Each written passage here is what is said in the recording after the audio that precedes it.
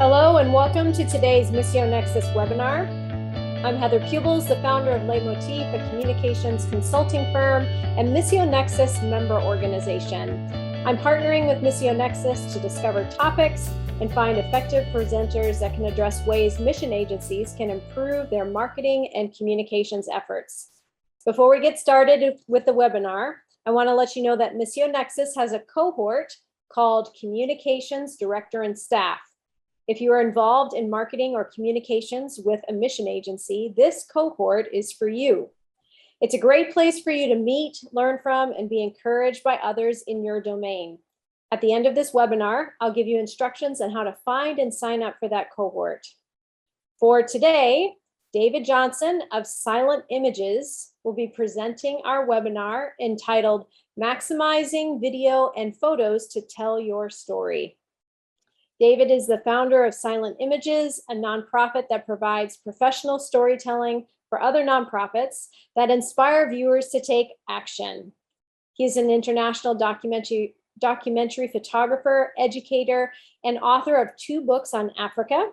He has taught video and photo workshops in dozens of countries and has guest lectured at universities around the US. You can learn more about Silent Images online at silentimages.org. Remember, please put your questions in the chat panel as you think of them. We're going to have 3 different periods where you'll be able to ask questions, one after about 15 minutes, and then one after a little bit longer after that, and then we'll get to the rest of the questions at the end. And I'll be fielding those questions. So please just go ahead, put them in the chat panel, and you can also ask them when we open up for questions. And we'll get to as many of those questions as we can. And David, it's great to have you here with us today, and welcome. And go ahead, you can take the screen. Okay, all right. Thank you so much, Heather. And welcome to everybody who's listening right now. I don't know where in the world you're serving, but we are grateful for the work that you do. And from one ministry leader to another, and one who is obviously running my own nonprofit, I get the struggle and the joys of out there serving. And so anyways, it's just, yeah, it's an honor to be on here with you and just to kind of encourage you and hopefully maximize your storytelling with your phone, with maybe professional gear you have. But the goal will be, there'll be kind of 3 sections I'm going to walk us through. The first will be kind of just what are the trends of storytelling right now? What can we learn from the for-profit world around just telling our story? And then we'll get into some photos, and then we'll get into a little bit of video. Obviously, we don't have time to dig as deep as I'd like to, but know that Silent Images is always available to you, and we are happy to serve you in any way. I'm gonna go ahead and share my screen now and get launched into it and tell you a little bit more about who Silent Images is. And we are, of course, you can find out as much as you want about us at silentimages.org, but we are a ministry. We're 14 years old, and we provide photography and video to other charities around the world. And we've worked in about 45 different countries and done hundreds of films and photos. And if you've been in the nonprofit world long enough, you know probably why we exist. It's no secret to you that professional photos, professional video is really expensive. And so that's why we exist. We exist to make that accessible to you so you can have professional storytelling, visual storytelling done that fits within your budget. And you don't have to compromise the great work that you're doing out there. And so you can check us out. And so whether it's photos or videos, we do both. I'd say most of our work these days is video, just kind of has trended that way. In the early years, it was mostly photos, but it's more video now. So yeah, check us out, reach out to us. We'd love to be a part of your story. If you all need help at any point, let us know. We're probably, no matter where you serve around the world, we're probably in your area at some point. So, and we have covered a variety of stories, whether it's the Ebola crisis, whether it's Ukraine. The top right photo here is from Myanmar or Burma. I've made at least 10 trips into Burma through the last 6 to 7 years, doing a variety of projects there. And as many of you know, it's a place where there's a lot of stories. There's few ministries serving there, but there's tons of stories. And so we have had the privilege to tell a lot of different stories. I want to start by kind of reminding us why photos matter. Why imagery is so important. And I think sometimes we can forget this and we just put a photo up on our web page, our home page on our website, and maybe forget the power of a photograph. And if you look at this series of photos here, they probably all will look familiar to you. They're all pretty famous photographs. What I like to kind of point out to people is they have one thing in common. And it's not just that they were taken by a professional photographer or they had perfect lighting. They all focus on pretty much one person. And so these are very different social ills around the world that impacted millions of people. And, I'm sure as you think about your nonprofit and what you're trying to do, I'm sure you'd also say there is an issue, there's something that's impacting millions of people. And our struggle is constantly, how do we kind of depict or grab someone's attention so that this huge social ill that we're trying to solve in one way or another, that people can connect to. And I would argue, it's not through facts or through a well-crafted argument, although there is a place for that. I really believe that the first place into someone's heart is through their eyes, and that's the connection of a story. And that's what's happening here in these photographs. These photographers have forced us to connect with one person. And once we lock eyes with one person and kind of consider their story, then it has a way of just drawing us in to just want to know what was going on with child labor or the Depression era or refugees, et cetera. And you see this played out in different ways today with the media, some good, some bad, but it can be definitely manipulated for not so good purposes. But in your instance, how can you make sure that your photographs do this? And so we'll talk more about this, but it is a good reminder of the power of a photograph. And this is where it could be negative, right? If you were to Google search Uganda or Ethiopia, and or homelessness, these are the first images that will appear. And I know if some of you, your charities work in Africa, and particularly these photographs on the bottom, it's sad that these can be sometimes the images that define an entire continent.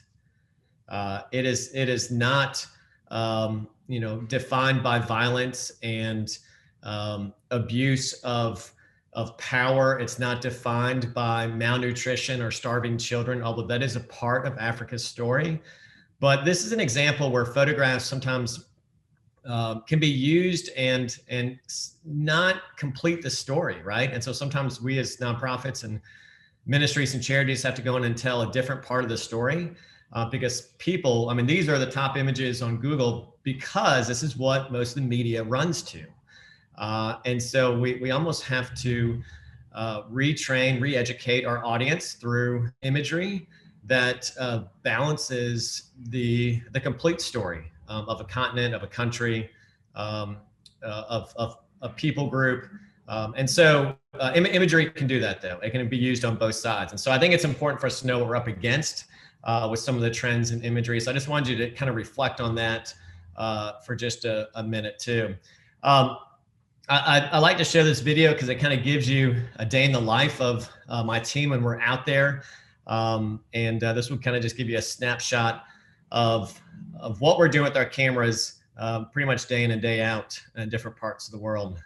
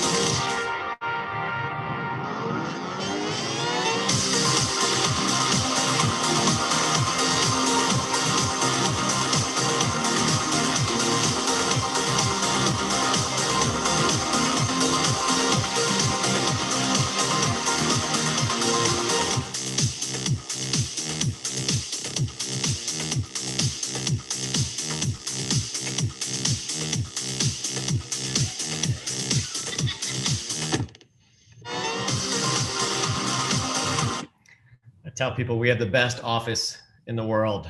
And our job is literally to go and just listen to these stories. So that's a quick day in the life of Silent Images. So let's jump into what is your story. All right. This is where, you know, one of the first things that happens when any ministry comes to us and says, "Hey, can you help us with a video?" Right? We walk them through. How have you traditionally told your story? And a lot of before we hit record, there's a lot of kind of consulting that has to happen first before we decide, you know, what is it that you want to do with your camera? I think sometimes ministries are quick to pick up their camera and let's just go grab some shots and piece something together. And this is what I've seen through our years of what ministries tend to start with, and that's what they do. They want to make sure their donors and their support group and those who are praying and volunteering and giving know what they do. It's not all bad. And then they move to why you exist. And then finally, oh, by the way, you know, here are the people, here are the stories of who benefits from your existence. And it's often an afterthought. It's not that it's forgotten, but a lot of time the video and the photos and even the messaging on the website kind of tells over and over and over again what your nonprofit does. I'm going to challenge you to kind of maybe go back and look at your website, look at some of the photos, look at the videos that you've produced, and ask yourself, what would happen if this was flipped on its head? And so, you know, what if you started with the who benefits? Who benefits from your existence? Who are the stories? Whose life is changed today because your ministry exists? And then why you exist. You know, when did you start? How did you start? What was it birthed out of? And then, oh, by the way, this is what we do. I mean, you don't want to leave that out. But I would argue that if you have an opportunity to grab someone's attention online, particularly, I would challenge you to start with the who. And I want us to kind of take a minute and see what we can learn from the for-profit world, because I would argue these companies on the screen here, there's something different about these companies, right? You don't see anybody tattooing Honda on their arms, or at least I don't. But I do see them tattooing Harley Davidson. We don't see, you know, this kind of rabid loyalty to Apple, you know, to IBM or whatever. But we do with Apple, right? We don't see it as much with Pepsi, but there is a different loyalty with Coca-Cola, et cetera. You get the point. These companies have done something different. And in my observation, what they've done in their marketing and their storytelling is they started with the who and the why. And I would argue a lot with the why. And we're going to look at kind of how some of these companies do this. And then I want you to start thinking about your own ministry and how this can be applied. So let's think about Apple, right? This is what they start with, right? They start with what they believe in. They believe in challenging the status quo by giving individual artists the power to create. That is what you see all over in their advertising and their commercials. They talk a lot about their design and their simplicity to use it. And then, oh, by the way, we make great computers, right? There is this sense that is, I mean, I have yet to see an Apple commercial where they start with saying how amazing their computers are. They start with really this why. You'll see the same trend with Chick-fil-A. If you've ever been inside of a Chick-fil-A, you know kind of what drives them, and they start with the why, to glorify God by equipping the next generation with excellent customer service. And when you walk into Chick-fil-A, it feels different than a McDonald's. And they provide memorable experiences. You could go back and look at how they do this for their customers. And oh, by the way, they make a pretty decent chicken sandwich, right? And so here is this trend with places like Chick-fil-A, but I would argue also Coca-Cola. I've yet to see, maybe back in the 80s, where Coca-Cola would say they taste better than Pepsi.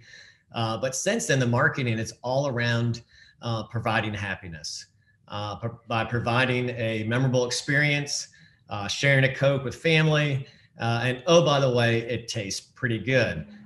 Point being, the for-profit kind of marketing storytelling has gone this way.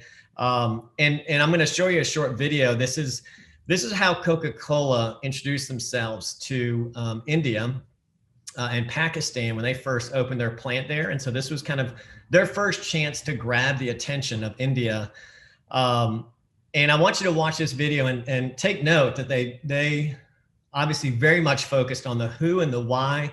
And there's really no advertising about what they do or about how great it tastes. But watch this, and we'll use this as kind of a springboard into a lot of the rest of the conversation. The relationship between India and Pakistan is one that has seen a lot of lows.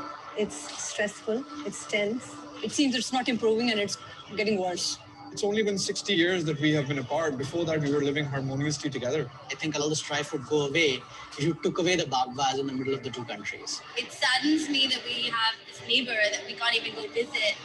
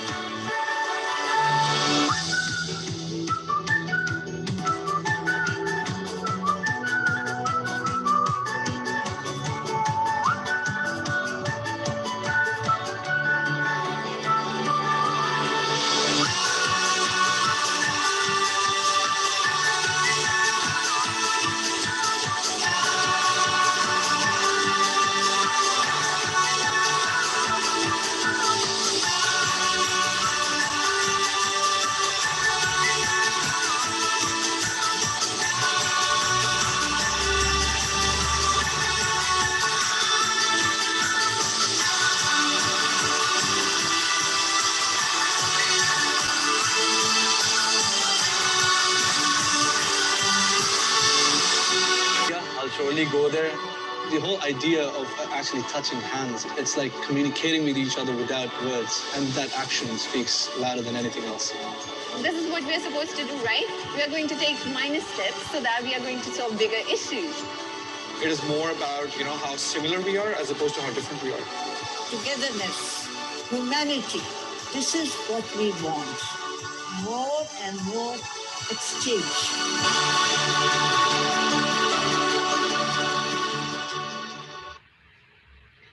I love what Coca-Cola did there, and this is the quote that I'm reminded of as I watch that video. Is people, from Maya Angelou, people will forget what you said, and may forget what you did, but they'll never forget how they made you feel. And I think when we watch a video, when we experience something from a ministry, we want to feel something, and once we feel something, we're much more apt to take action. And once you kind of engage the heart, it's a lot easier to engage the hands and the feet and the mind. And so you've got to make them feel something. And that's really what we would challenge your nonprofit, your ministry to think about. How can you create content that makes them feel something, but isn't just always feeling like an advertisement to them, but it makes them connect.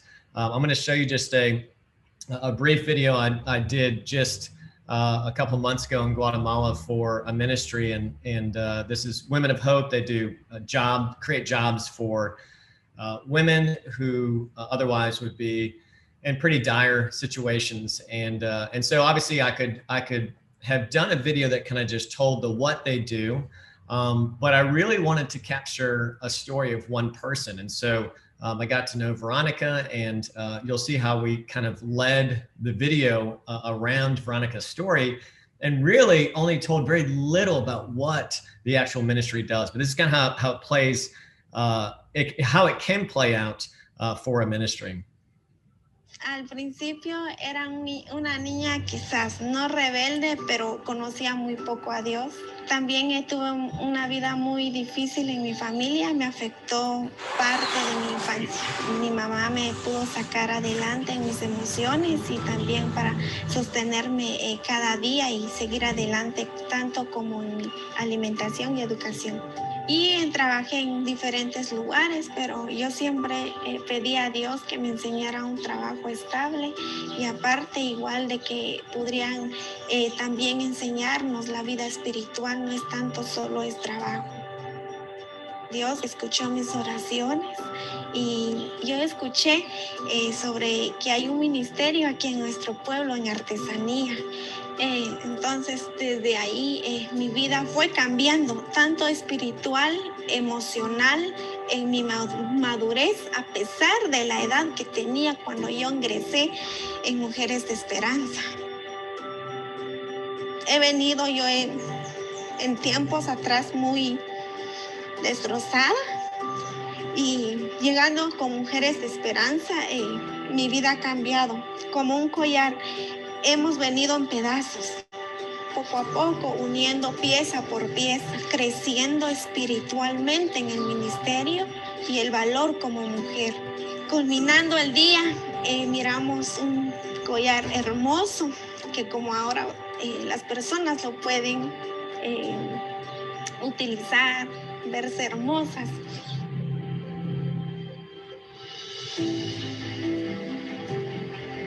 Recuerdo muy bien, yo contaba a las mujeres, tengo un sueño muy importante, quiero seguir estudiando en la universidad. Y Tina me escuchó, Tina me preguntó, me dice, Verónica, ¿quieres estudiar en la universidad? Sí, quiero.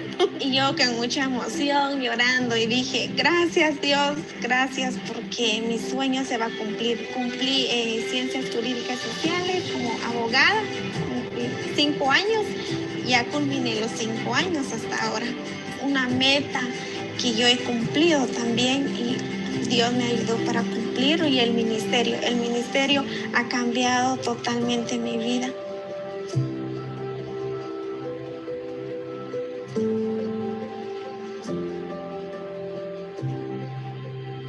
Quiero ser la directora algún día en Mujeres de Esperanza porque siento, lo veo, que Dios me ha dado un propósito especial, que las mujeres han confiado en mi persona, compartir sus tristezas, sus problemas del día. Podría decir que Dios me ha dado el propósito, don, como para poder ayudarlas, levantarles el ánimo, quizá con las oraciones. Bueno, ahora en día, mi vida ha sido totalmente diferente. Siento una mujer emprendedora, espiritualmente, lo tengo mucho con Dios, emocionalmente muy bien. Y todo esto fue construido gracias en el ministerio.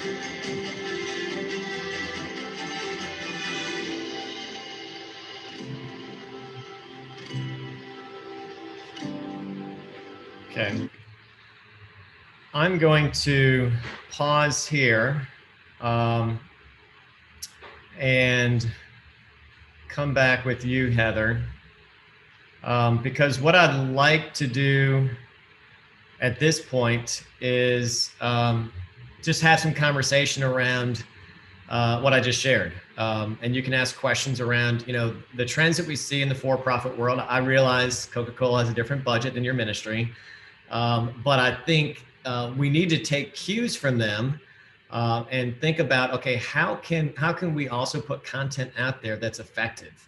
Obviously, as the last video you saw, there was no executive director interviewed. There was really no kind of like, hey, this is what we do. But yet you see Veronica's life at the beginning and her life has changed. And you get the Women of Hope logo at the end. And I think you go, you know what? That's all I need to see. Okay, now tell me more and I'll dig in your website. But the goal is really to remind them of whose life has changed because you exist. So that's my challenge to you. Agreement is not required. You can push back or maybe raise questions about roadblocks you've run into when you've tried to do this. Any of the above, but let's take 5 minutes or so, and I'd love just to dialogue a little bit around that content. Then we'll get into a little bit more logistics of photo and video.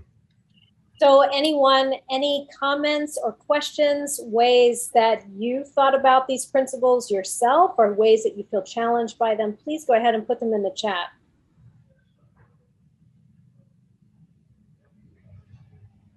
And David, while we're waiting for people to post some things in the chat, can you share an example briefly of a ministry that really pushed back on this and what helped turn it around for them? Yeah, I think now there's some valid reasons you could push back on this. And here's one that we would agree. If you are just starting and it's your first video to your donor base, then you probably need to also focus on what you do, right? Nobody knows what you do. And so when we start to lead with story, they go, but this is our first video. And we go, you know what? You're right. There is a place for that, what we do. But I think what happens is ministries hang there for 5, 10 years and keep putting out, this is what we do. This is what we've done this year. And it looks the same as last year. But whose life now has changed? And so I think, so that is a pushback and a valid pushback. But I think, other than that, a budget comes up just because, or here's another one that's valid, but I don't think, eliminates you from this. We want to protect those we serve, right? So you serve girls who are trafficked in Cambodia. We are not putting one of their stories in. You can get around that. We've done all of that in Cambodia and Thailand and here in the States, whether it's domestic violence or whether it's human trafficking. You can protect faces. You can get, actresses to kind of play roles. There's a lot of creative ways to still, you can just do their voice, and to have the viewer connect with an actual voice is a great step forward. So yeah, we definitely understand the preserving the dignity of those you serve, but I think there's ways you can balance that. So just one comment here from Jeff Raymond. He says, scream it loud and clear over and over. You've hit the #1 challenges we storytellers face: educating missions leadership, getting them to start thinking differently or oppositely. I tell our missionaries, nobody cares what you do. Tell them about a life change because of what you do. So that's great. Yeah, and I'm kind of reading into that part of the struggle sometimes is educating your leadership to look for that, right? So leadership is thinking, no, donors want to see return on investment. They want to understand facts and numbers and how many people we, attend this church now and whatever. And this is true. A lot of ministries sometimes have board members who think a little bit differently. And so there is an education arm in there, and they're going, and they've also maybe priced out videos, and they're like, to tell that type of video, you got to spend $10,000. Well, you don't. That's why we exist. But I think you also go, no, we can do this inexpensively. But also, I think it is an education process of trying to get them to understand and connect. But I think if you use the for-profit examples with board members and executives, they go, oh, well, Chick-fil-A and Coca-Cola and Apple are doing this. Why would we not be copying that trend? Instead of thinking that, doing things the way we've been doing it since the 70s and 80s is still going to work. That's great. Yes. So several people have questions more specifically, which I think you might get into later, but let me just run over this. How do you work around privacy issues? Somebody has asked, are there ways to do something similar to the last video you showed if you can't share particular details because of protecting their identity? You referred to that a little bit. And then somebody is asking about the length of a video on a website and what's too long. Yep. Yeah, and we'll get into the videos a little bit. Let me hit a couple of these. Yeah, the shorter the better for the most part, unless you really have a pretty stellar story, then tell the full story. But we'll talk about when do you tell something quickly and when do you tell it with quality, right? So when do you just try to get something out there, and if it's, a little bit shorter and a little bit less professional, that's fine. But when do you slow down and go, no, this story is worth telling well? And I'll tell some stories about that. I saw someone ask about, someone's always asking for stories. I would encourage you, and this is one of the struggles. You've got to educate the people on the front lines to collect those stories, right? This also happens. We call an executive director, or an executive director calls us, or a head of communications of a ministry, and they go, "Hey, this is what we want to do." And we go, "Great. What are your stories?" I don't know. And so, but if you tee up for your field staff on day one, right now, start collecting stories. We're going to need them at some point, and they know kind of what they're looking for. Then when it comes time to hit record, you go, "Oh, do we have some stories? Here's 5 to 10 to choose from." And they don't all have to be, video narratives. They could be a photo essay that you put together. But the point is, you've been collecting stories. But the only way that really gets done, and the best stories, of course, as most of you know, come from the people in the field. And so, but they have to have their eyes and ears open, and kind of be looking strategically for those stories, and just sending them to you constantly. But yeah, that takes communication from top down to make that happen. That's great. We have one other question in here. Somebody's asking about creatively telling stories with COVID-19 travel restrictions, like not being able to travel to a country and not wanting to publish a Zoom interview. How have you navigated that? And do you just wait until the borders open again? Yeah. I mean, obviously COVID throws some loops, some struggles into this. I'll get into some things you can do with your phone in just a minute. But also, I mean, our team just got back from Ukraine and 2 trips to Kenya. We're excited because I feel like things are starting to open up just a little bit. So we're optimistic that we can get back out there. But yeah, obviously, it makes it definitely harder to get to some places. But how do you best utilize your field staff again? I mean, I've been to some of the poorest countries in the world, and most of them have better phones than I do, as to what they can record with videos. So how do you maximize and collect stuff from them that's useful? And the key word is useful, right? Because we get it too. Like, people will send us a hard drive of stuff, and you're like, man, if somebody would just give them 2 tips, I could have used all that. But if it's not useful, then it's a waste of everyone's time. But I'll run through a couple things you can tell your field staff that'll give you content that then you can have here that can be edited stateside if you need to. And we'll talk through a little bit of that. So great questions, though. Yeah, sounds good. Why don't we just keep going from here? Okay. All right. Well, I'll jump back into, we will go more towards some photo now. So photos. I personally love photography because especially in an age where everything is moving so quickly, photos have a way of slowing us down. Unlike video, they're quiet, they're still, they can cause some time for reflection. And as I said in the first couple of minutes, particularly reflection around one person's story, right? So here's a man early in the morning in Myanmar. And you can't help but be drawn into his story, his environment. What are his struggles? What role are the charities and churches playing in this area? And so photos have a way of doing that. So don't buy into everything has to be video in order for it to have impact. There is clearly a powerful role of video, but don't overlook photos when they're used properly. How they can be of great use for telling your story. So here's 3 reasons I would say you take a photograph for your ministry, and you encourage your field staff to take photographs. One is obviously a spectacular moment, just like the photo I just showed you, like just a beautiful moment. Like, you just need to capture this. That stuff is gold on websites, on social media, on your annual report.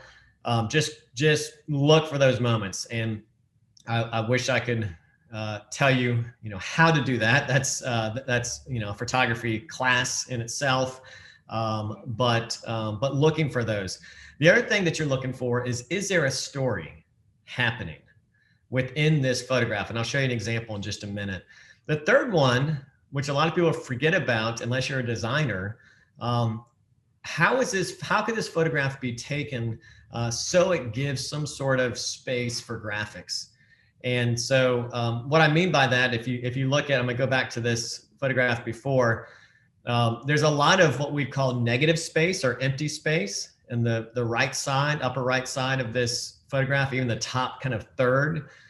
And if you're a graphic designer, man, that is exactly what you're looking for, because designers put text in there. They put stats about water. They put stats about, a percentage of Christians in this area. They put whatever your charity does, like that is what they start to use these for. And so now these photographs have, multiple dimension of use for you and can be used in a variety of different ways. So those are three things you're looking for.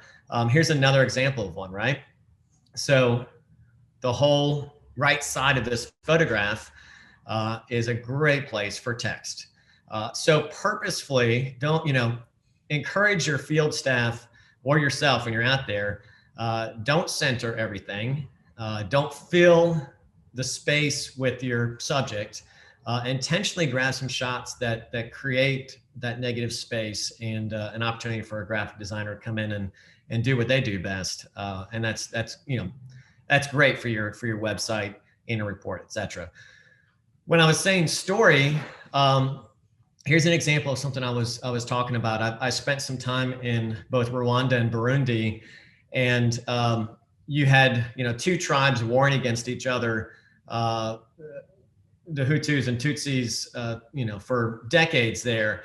But what's happened particularly in Burundi, you've seen a lot of reconciliation between the two tribes. And this moment here was one of those moments I'm talking about, that here's a playground where Hutu and Tutsi children are now just playing together.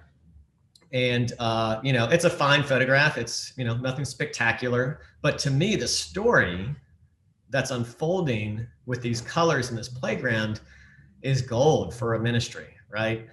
For somebody who's trying to work in this country and wants to tell the story of the country, but also wants to give an angle of hope, this is exactly what they need. And so there needs to be some text that could go with this, but people will love to see imagery that within it completes a story and makes them, again, Maya Angelou's quote, like, make them feel something after they've interacted with your content. And if there's a story with it, grab that photograph and you'll want to use it.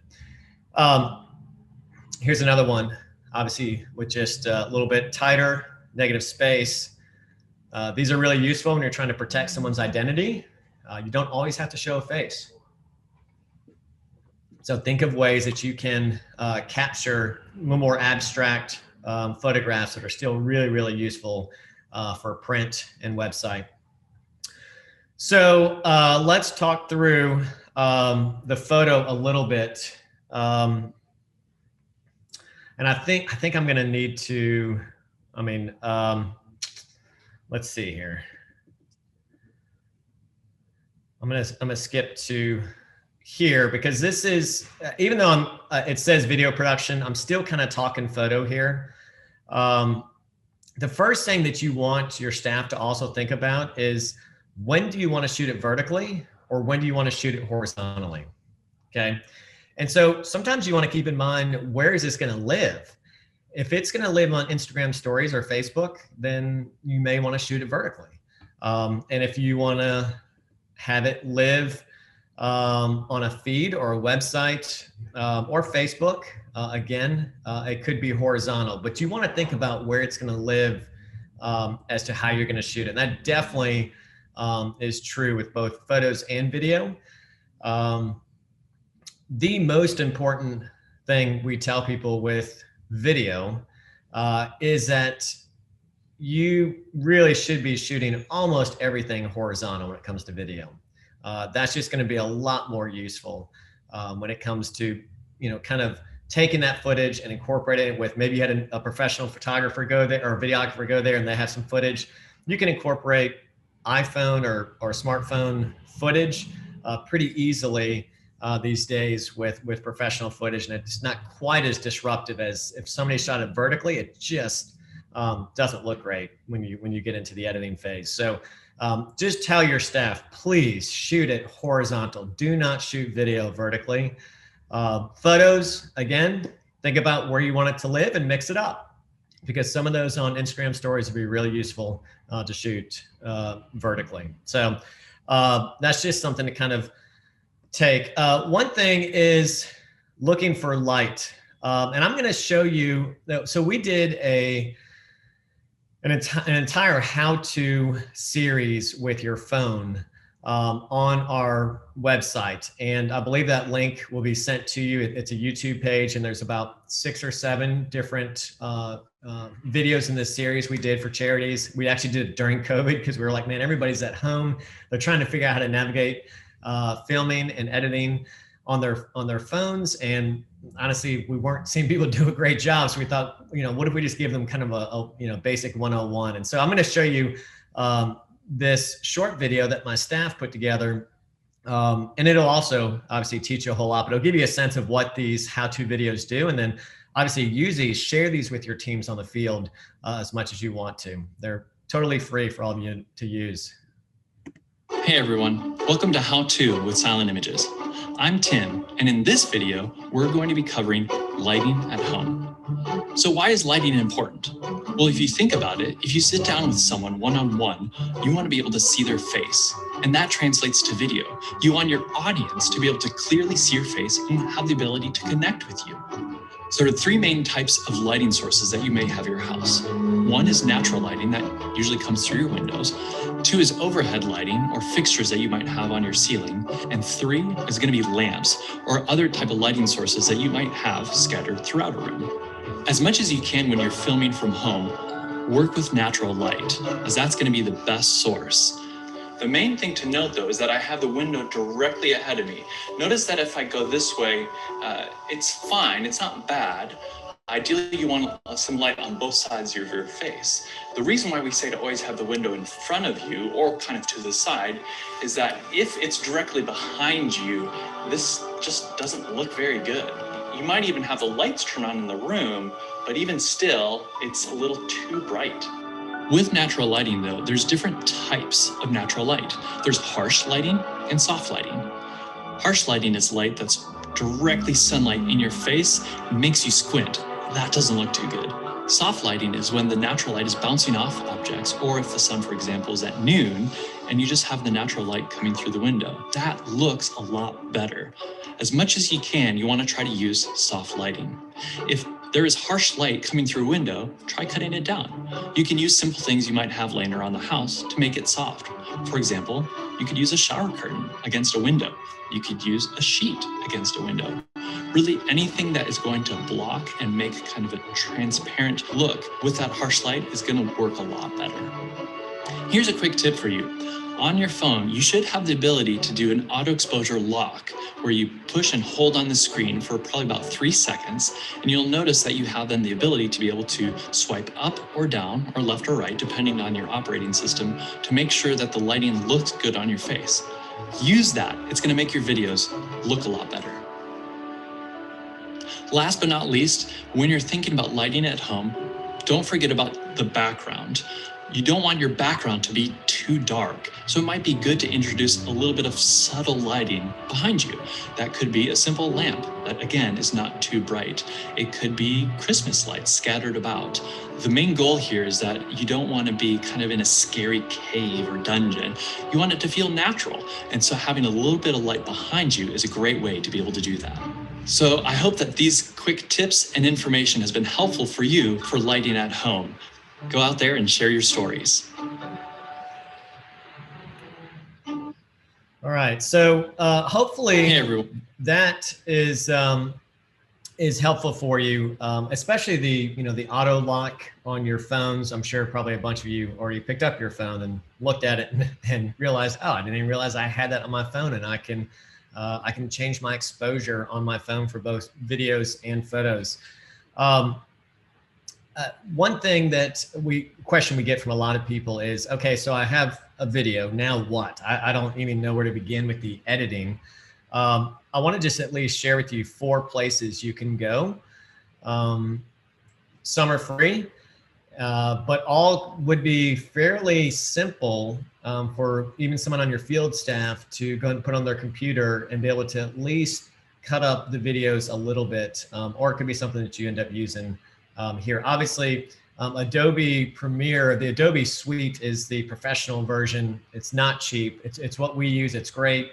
but your budget probably won't, pay for that monthly fee. Maybe they will. If they will, grab it. But if not, the Premier Rush for about $10 a month is a great option. You have Splice, which is just an app purchase. You have iMovie, which a lot of people are familiar with, at least in the Apple world.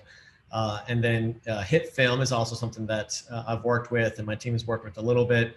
And it's good. And they have a free version of Hit Film with Hit Film Express. So that's also something you could download and have on your computer, or someone on your field staff could have on theirs to be able to do some simple edits on your own. I'm going to, here's the other thing. This is really, really important. You never know who's going to get your footage. And so as you collect footage from your field staff, and maybe they send it to you via Dropbox and you're just kind of grabbing it, or maybe people come back from a trip and they're like, hey, here's a hard drive with a bunch of footage. That's a great job for an intern for the summer.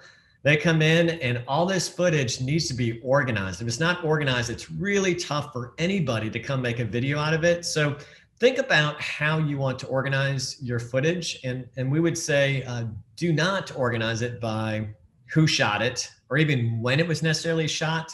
One of the most helpful ways is to organize it by what it is, what kind of footage this is. Maybe it's people talking, maybe it's hopeful footage, maybe it's detailed shots, maybe it's you have a series of speakers who come and you want those put in a certain place. Maybe it's footage of each one of the wells you've built. But regardless, just think of what topics would be useful for content you're constantly looking for. And for both your photos and video, start getting it organized. It's going to make it so much easier for you when you want to produce that content. And, as we know, a lot of times this comes up last minute.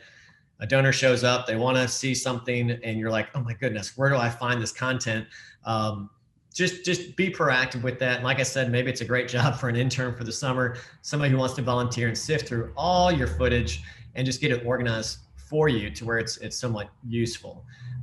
So that's just another tip that we would give you. I'm going to pause here, and I'm going to come back.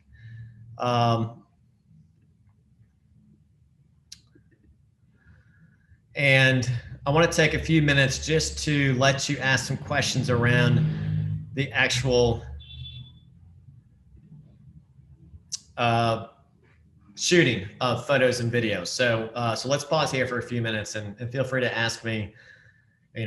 Again, with our limited time, I wish we could talk about the ins and outs of aperture and shutter speed and what works when, but now we do that on the field. Just to keep in mind, we've done that in dozens of countries where we'll go in and teach pretty detailed photo, video techniques to missionaries on the field, to nonprofits on the field. And we do that at no charge. And so if we're in your area of the world and you want us to do kind of a roundtable, more in-depth kind of seminar, we love doing that. So anyways, but let's see how I can be useful for the next few minutes here. We've got a question from Randy. What are some good categories for organizing media? Yeah, and I think the categories are, I think you ask yourself, what are those things that are important for you as a nonprofit? For example, if you are doing my example of wells, then you're going to have organized, maybe it's critical for you to organize things by country. Maybe it's critical for you to organize things by theme of the type of people that you're serving. But I would also say organize it with shots that are really hopeful and maybe shots that show the need. Because those are also sometimes where you're kind of looking for, you're like, man, our website is full of dreary, sad looking kids. Like, our donors get it. We want to show some hope. Oh, where are those images and clips of hope? Well, if you already had that pre-organized and somebody's kind of already thought through that, it makes it so much easier to update your website and kind of change the feeling. Remember, when somebody stops at your website, you want them to feel something.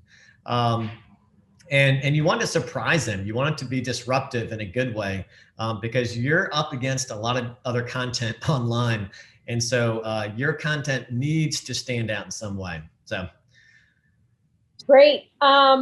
Somebody has asked, let's see, Billy has asked, what about image release forms? Mm-hmm. Great question. Have those. Those are really important. Obviously, talk to your attorney. I mean, I'm not an attorney, and so there could be certain things you need to be aware of because of the work that you do. When there's large groups of people, it's not as important. When there's a large group, we're not handing out release forms to every person. But if you're going to sit down and have someone share their story, it's wise to go ahead and get a release and let them kind of, yes, I want to release my story to the general public. And those forms, a lot of those can be found online for free, those release forms. But I would, if you have an attorney on your board or somebody who can give you, because the media release is a little bit more unique of a write-up. So, but good question. How do you manage that in places where people don't speak English? Always through an interpreter. I mean, we're rarely somewhere where we can't communicate through an interpreter and a trusted partner there. So you would still have them sign the form, or would you have them verbally give their you could do both. Yeah, okay. some attorneys are fine with on camera saying, I consent to this story being whatever, and you could have them say that in their own language. Some attorneys would say that's not quite enough, but yeah, you play it by ear. But yeah, that is an option. Somebody is asking about the use of a handheld versus a gimbal, particularly with cell phones. Mm-hmm. Yeah, I'm going to show you something real quick around the cell phone. So a lot of people, I'll turn it this way. A lot of people, when they're filming, will do this, right? And one really easy trick you can do and still not cover up your camera is something like this, where now I've got 1, 2, 3 touch points on my phone, and it's a lot steadier. So that's just the first thing that you could show anybody on the field. Stop filming like this, right? Because it's still going to feel, you're still going to get some shake to it. If you just do this move right here, all of a sudden you've got a really, at least more steady shot with your phone. So anyways, I don't want to forget about that. And those gimbals that you can buy for your phones are great.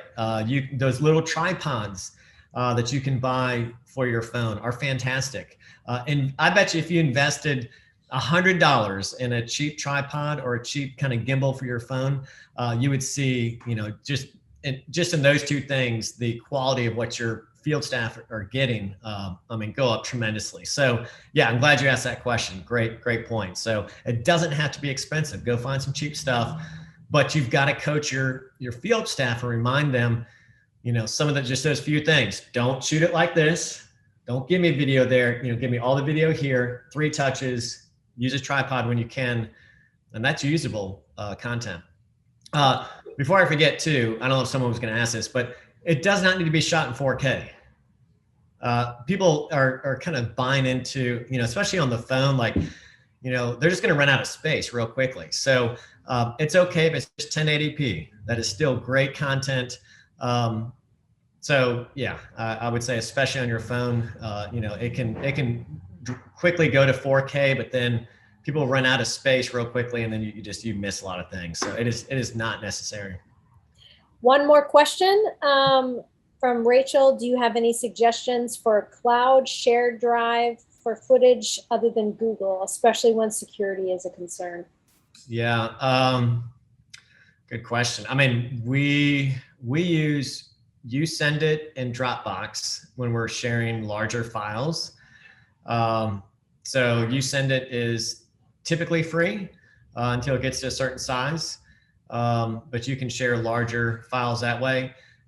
If you have to, there's nothing, it depends on where they are around the world, but you could also easily equip them with a external hard drive that they're constantly dumping on there. And the next time that a mission team goes over there, or you go over there, or they come back to the States, if that's once every 6 weeks, that's fine, but that's the safest and quickest way to share content. So, that's if it doesn't need to be sent right away.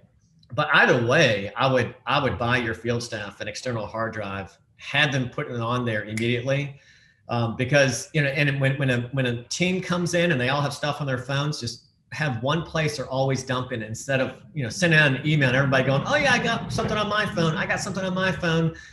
And then you're trying to collect it and it's just a mess. So again, $50, $100, buy a 2 terabyte, 3 terabyte hard drive.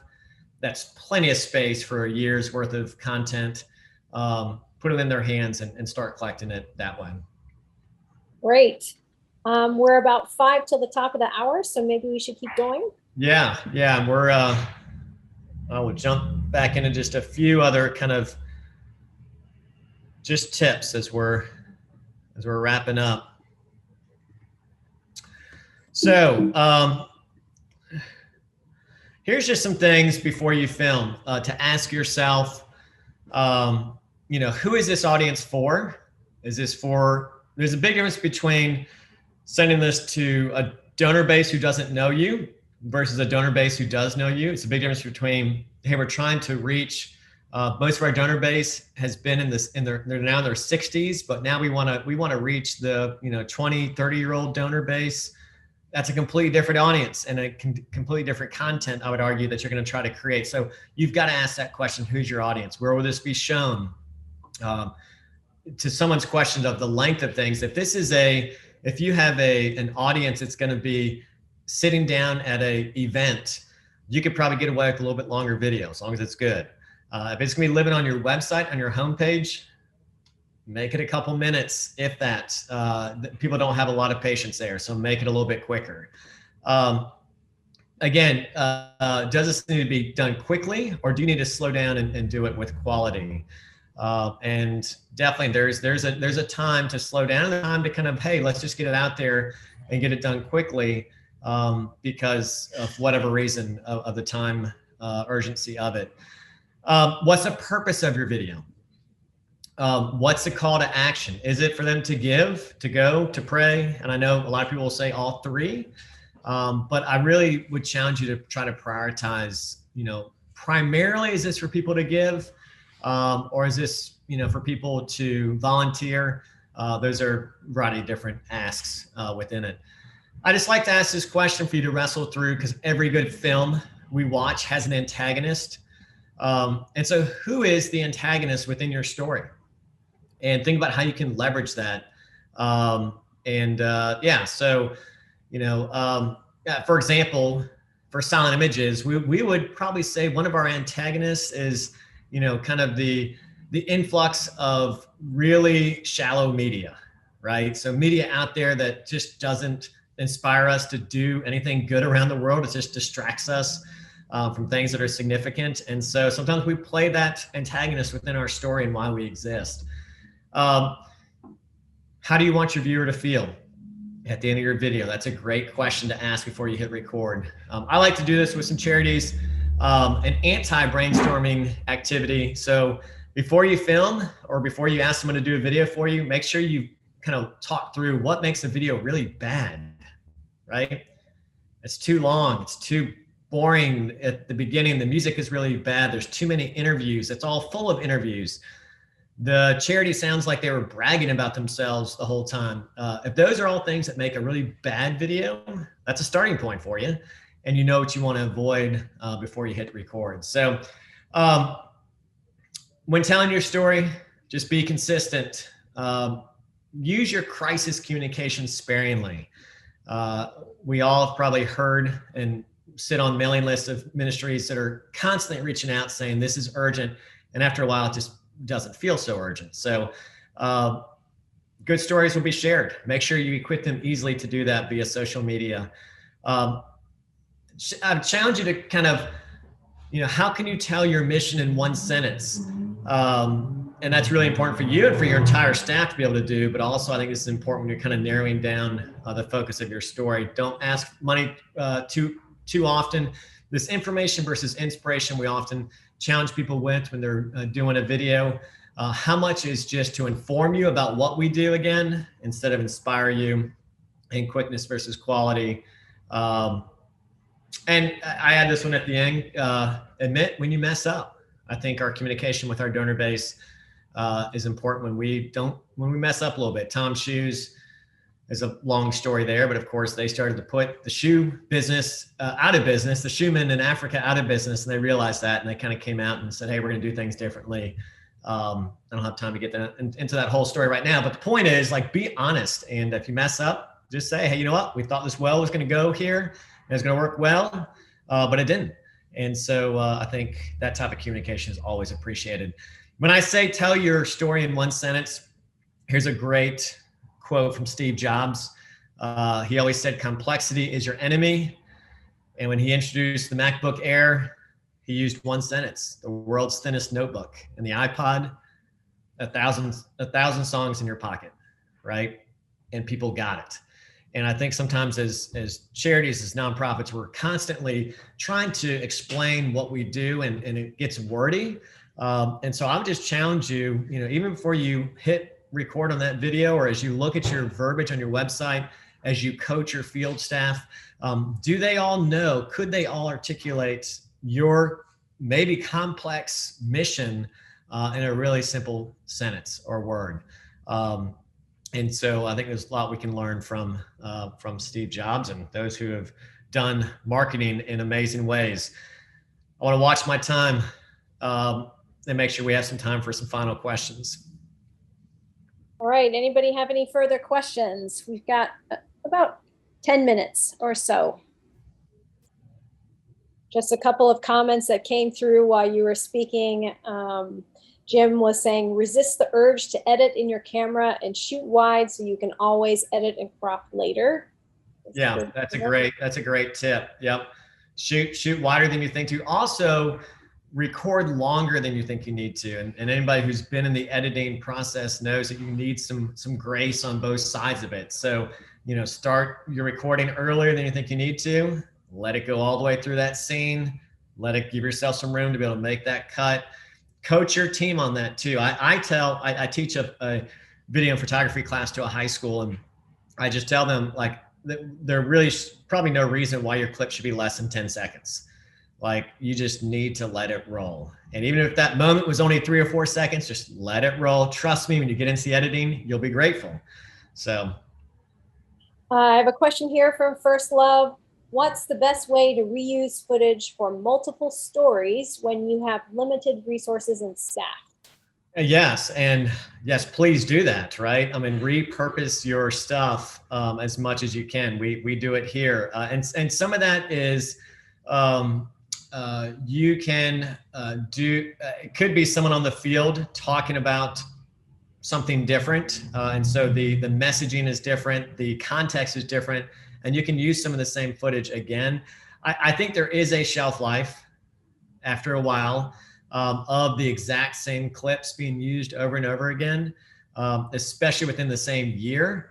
I think within a year, you probably could use a photo on your website and on your annual report and maybe in a video. And then you probably need to give it a rest for a year at least. And maybe you could come back to it, but maybe use it in a different way, in a different context of a video. But there is sadly a shelf life. And so I know it's not the answer you wanted to hear. I know we'd all be able to love, we've got these 5 great images and we just want to use them for the next 5 years. But that's just white noise to your audience after a little while. They really don't see it anymore. So either figure out a way to get your staff, your field staff, just to grab things on their phone and get you some fresh content. Fresh content that's average, I would argue, is better than great content that's been overused. Because that fresh content is just it's gonna be new. It's gonna be disruptive in a way for your audience, and it's gonna catch their attention. So.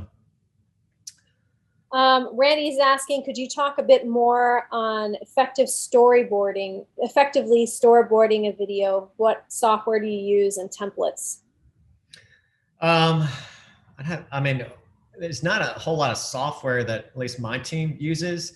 I would say, I would argue that the most important thing is you take the time to do it. And I'm glad you brought that up, because there's a lot of people who will just say, let's just hurry up and hit record. But all those things I had you walk through, those questions of before you hit record, that really does drive you to your storyboard then. Because once you've answered, who is this for? What do we want them to feel? How long does it need to be? who is the story, right? Then you can kind of go, okay, now we've answered those questions. Now let's start to kind of put together the beginning, middle, and end of this story. And you could get, I mean, we like to get as specific as what are the shots you're going to need to get. If one of the things you want your viewer to feel is hopeful, well, then you need to make sure when you storyboard that you've thought through, we need to wake up at sunrise and get that early morning sun. And everything should not be shot inside the hut when it's dark. And that's not going to give a feeling of hope at all. And so the storyboard then is driven by the purpose you've already thought through, and then your shot list. So if I think of something, or if I ask my team if they think of an app out there that's useful around storyboarding, I'm happy to send it to you, or something they've seen in the past. But I mean, honestly, you know, a lot of our work is the old fashioned, let's literally get out a piece of paper or a whiteboard and let's kind of brainstorm this thing out. And, but I know there's some great, you know, kind of apps out there and other things you could use to storyboard. Randy's follow-up is, so you're saying we look at the questions, then build the images, videos around those answers. That's right. That's right. Because I don't know how you can create your shot list if you haven't answered how do you want your viewer to feel, right? Or what is the purpose of this? If the purpose is for someone to feel, you know, really sorry and heartbroken about the condition of the children, right? If you've already answered that question, now that's going to drive your storyboard in a completely different direction as to showing the, you know, the drastic conditions that the children live in. If that's your goal of the video, then that's going to drive your storyboard. Billy is asking, what about storage and backup? I mean, the cloud is a start, but I mean, we also, I mean, especially when you're on the field and it takes so long to upload things, good old fashioned hard drives. I mean, they're not expensive, and they're just a really safe place to be able to have things and duplicate things and send things home with the team physically, and not have to kind of wait on the internet to upload things. Rachel is asking, are there video stock websites available for nonprofits, especially Christian nonprofits? She says she's finding that Adobe and the like is very expensive, and the free video stock is cheesy and overprocessed. Yeah, she's right. I'll ask my team. I know there's a place that we've gone for some free stock video. I'll ask them what's the one, because they have the same trouble of trying to figure out what is the best place to go these days. And it's never that great. And it's always best when you can get your own footage. But it does, just like stock photos, they feel commercialized. They feel stale, right? Because they were shot generically for anyone. But yeah, I'll send that out to you all to be able to forward on to them, maybe a website that we've gone to that has, and also I would say, I'll also share with you a free, or a good place to get cheaper music rights, because that's also something, if you're going to edit yourself, you've got to think about. There's some places to get free or cheaper rights for music that, you know, that still sounds solid, and you don't have to have someone score your music for your film. So.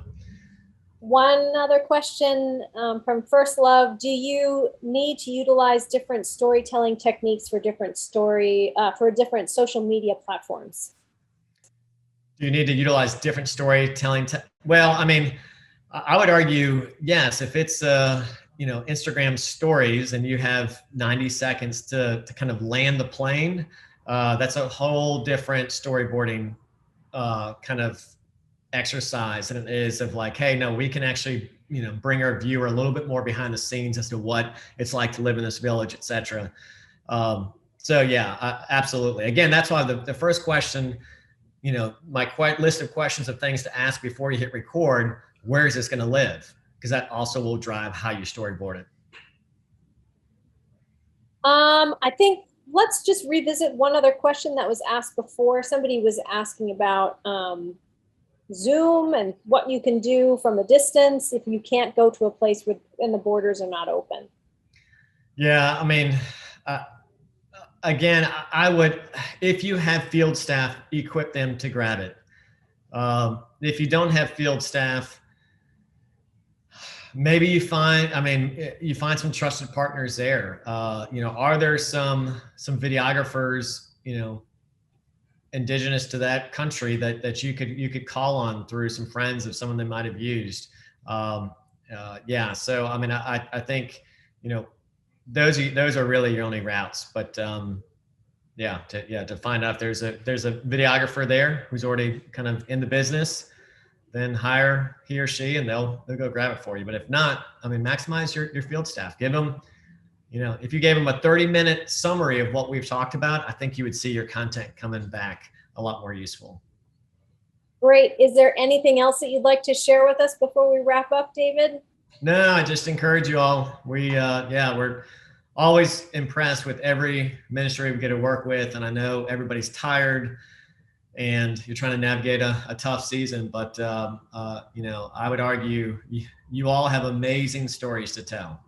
And so don't miss the opportunity to celebrate what God's doing around the world. There's some really hopeful stuff out there. And so, just keep up the fight and keep your eyes wide open because we know that in the midst of really tragic times and times of like this of COVID, this is when I would argue God shows up in the most beautiful ways. So you've got those stories, go grab them, tell them well, and just reach out to us. We are really open-handed as a ministry and love to help you however we can along the way.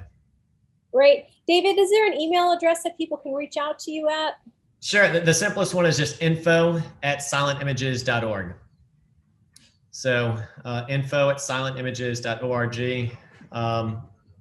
I can type that, or whatever. We can send that out however you need to. But you can shoot us an email. Even myself or someone on my team will be happy to help you however we can.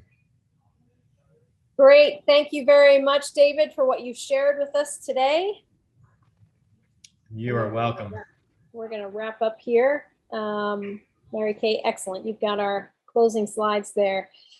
Until next time, I encourage you to consider joining the Communications Director and Staff cohort, which you can find under the program and cohort menus on the Missio Nexus website. This will enable you to connect with other people engaged in marketing and communications. Thank you also to all of you who joined and participated with us and asked such great questions today. I'm Heather Pubels, along with Mary Kay, our producer.